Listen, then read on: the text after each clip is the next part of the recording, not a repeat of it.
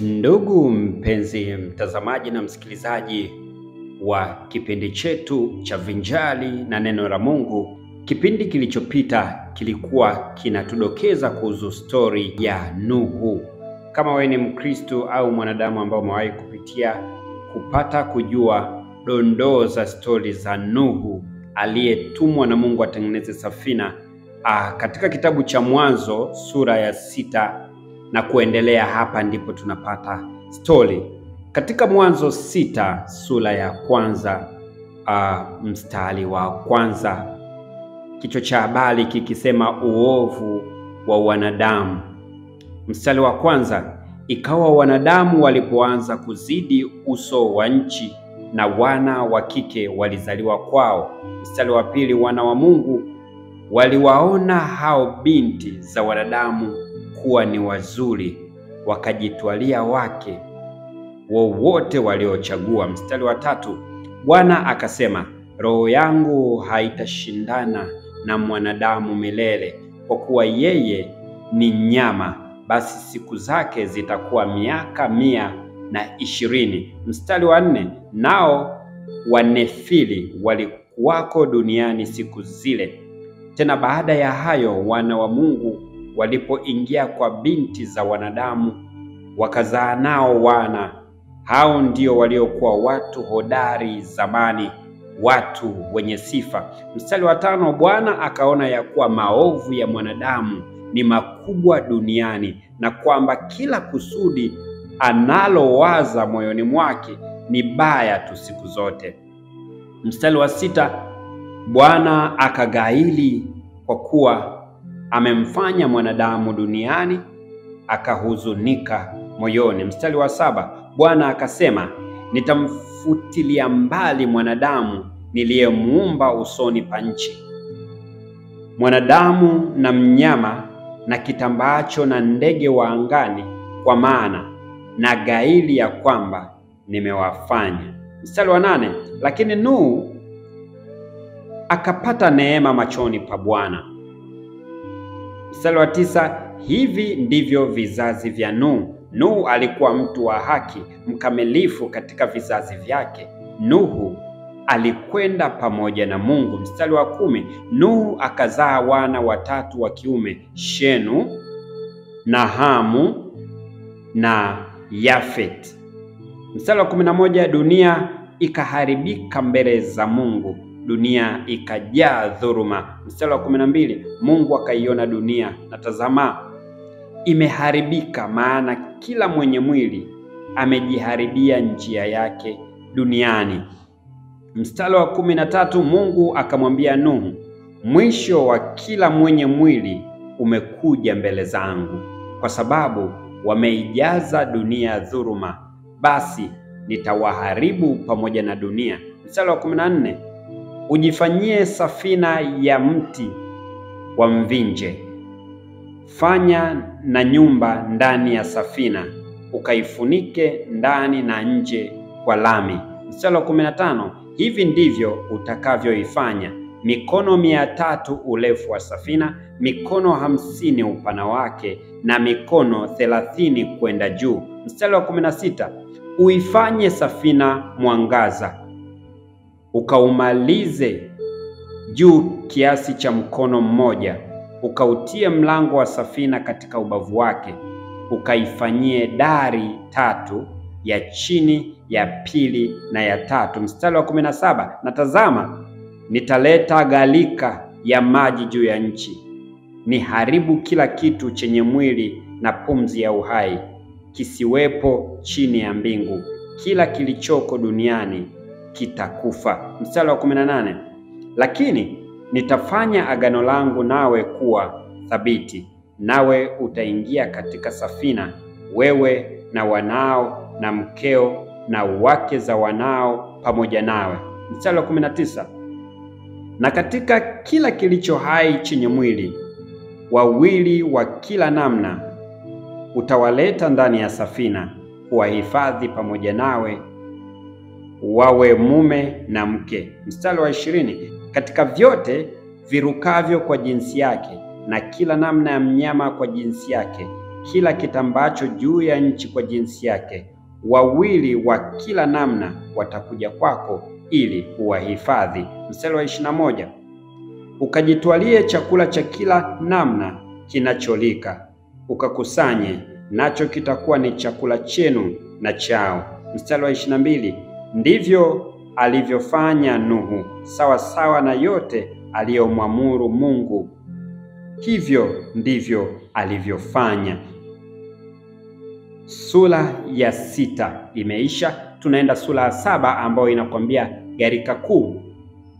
Mwanzo sura ya 7 mstari wa 1, Bwana akamwambia Nuhu, ingia wewe na jamaa zako wote katika safina, kwa maana nimekuona wewe mwenye haki mbele zangu katika kizazi hiki. Mstari wa 2, katika wanyama wote walio safi ujitwalie 7 mume na mke, na katika wanyama wasio safi 2 mume na mke. Mstari wa 3, tena katika ndege wa angani 7 mume na mke, ili kuhifadhi hai mbegu juu ya uso wa nchi yote. Mstari wa 4, kwa maana baada ya siku 7 nitainyeshea dunia mvua siku 40 mchana na usiku, na kila kilicho hai nilichokifanya juu ya uso wa nchi nitakifutilia mbali.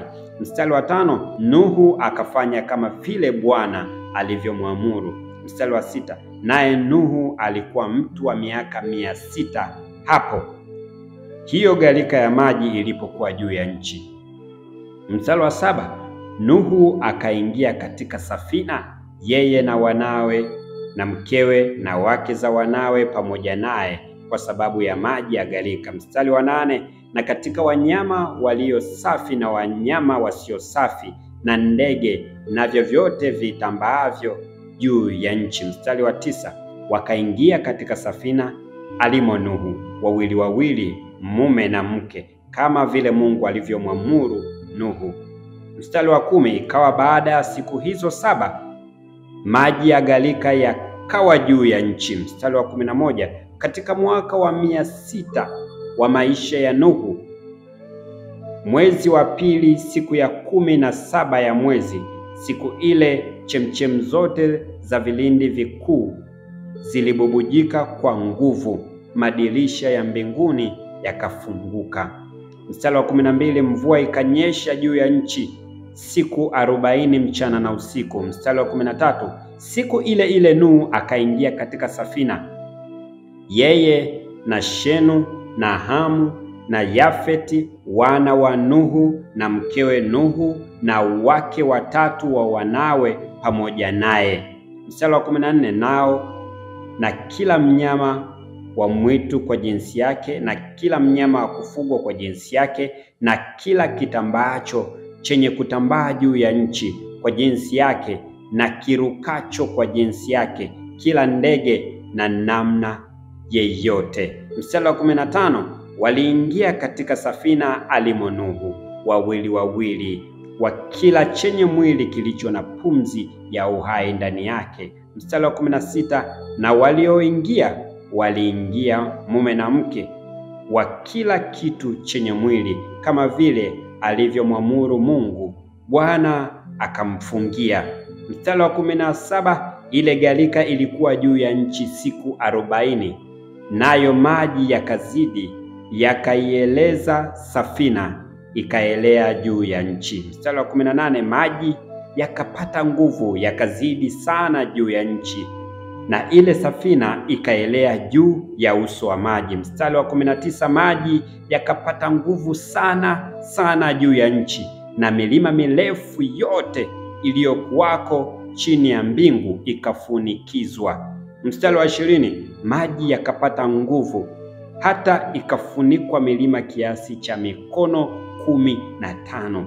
Mstari wa 21, wakafa wote wenye mwili waendao juu ya nchi, na ndege na wanyama wa kufugwa, na kila mnyama wa mwitu, na kila kitambaacho chenye kutambaa juu ya nchi, na kila mwanadamu. Mstari wa 22, kila kitu chenye pumzi ya roho ya uhai puani mwake kikafa, kila kilichokuwa katika nchi kavu. Mstari wa 23, kila kilicho hai juu ya uso wa nchi kikafutiliwa mbali, tangu mwanadamu hata mnyama wa kufugwa na kitambaacho na ndege wa angani, vilifutiliwa mbali katika nchi.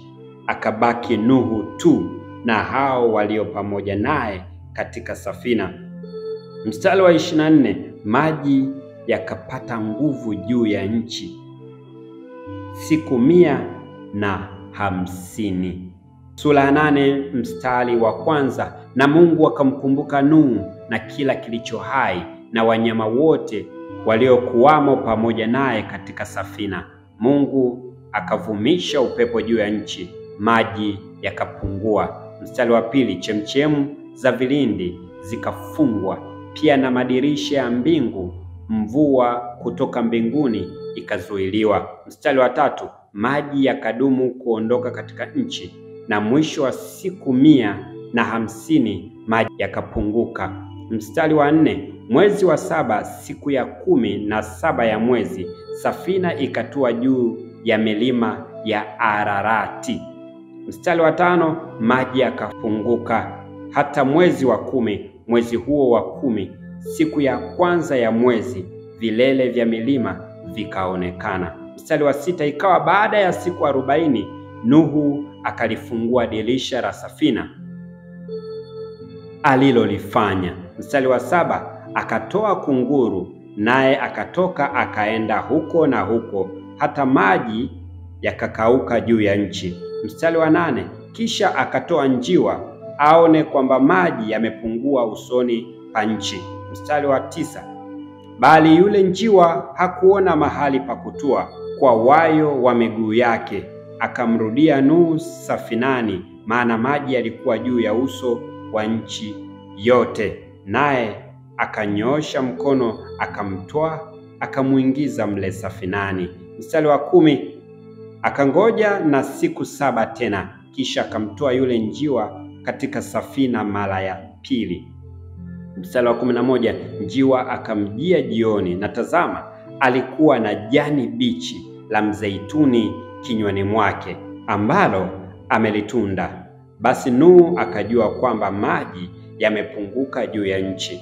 Mstari wa 12, akangoja siku 7 tena, akamtoa yule njiwa, naye asirudi tena kamwe. Mstari wa 13, ikawa mwaka wa 601 mwezi wa kwanza siku ya kwanza ya mwezi, maji yalikauka juu ya nchi. Nuhu akaondoa kifuniko cha safina, naye akaona, na tazama, uso wa nchi umekauka. Mstari wa 14, na mwezi wa pili siku ya 27 ya mwezi, nchi ilikuwa kavu. Mstari wa 15, Mungu akamwambia Nuhu akisema.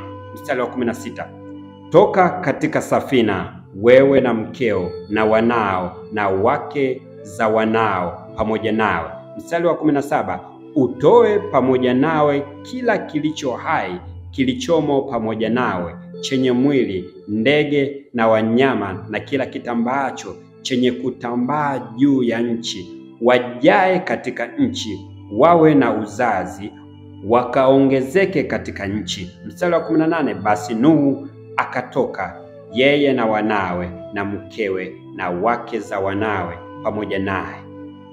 Mstari wa 19, kila mnyama na kila kitambaacho na kila ndege, kila kinachokwenda juu ya nchi kwa kabila zao, wakatoka katika safina. Mstari wa 20, Nuhu akamjengea Bwana madhabahu, akatwaa katika kila mnyama aliye safi na katika kila ndege aliye safi, akavitoa sadaka za kuteketezwa juu ya madhabahu. Mstari wa 21, Bwana akasikia harufu ya kumridhisha.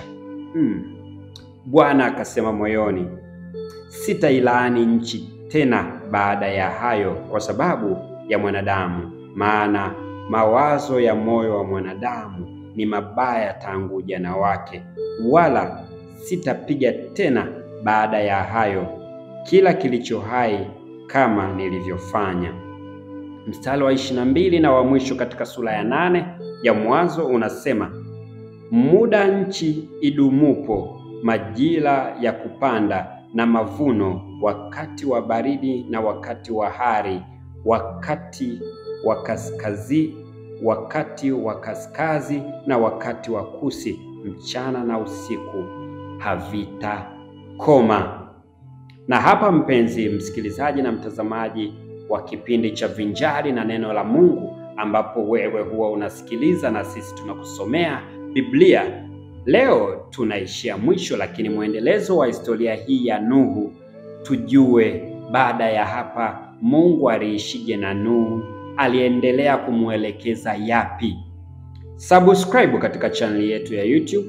Tusisahau kwamba tunapoacha kujihusisha na mambo ya Mungu, ndipo ambavyo mambo ya kidunia yanatushika. Na kumbuka, mambo ya kidunia hayapo kwa ajili ya kutuboresha, yapo kwa ajili ya kutupa stress, kutupa mifadhaiko na kadhalika. Lakini tunapozijua habari za Mungu, basi inatupa faraja, nguvu na matumaini makubwa. Asante kwa kutusikiliza na uwe na siku njema.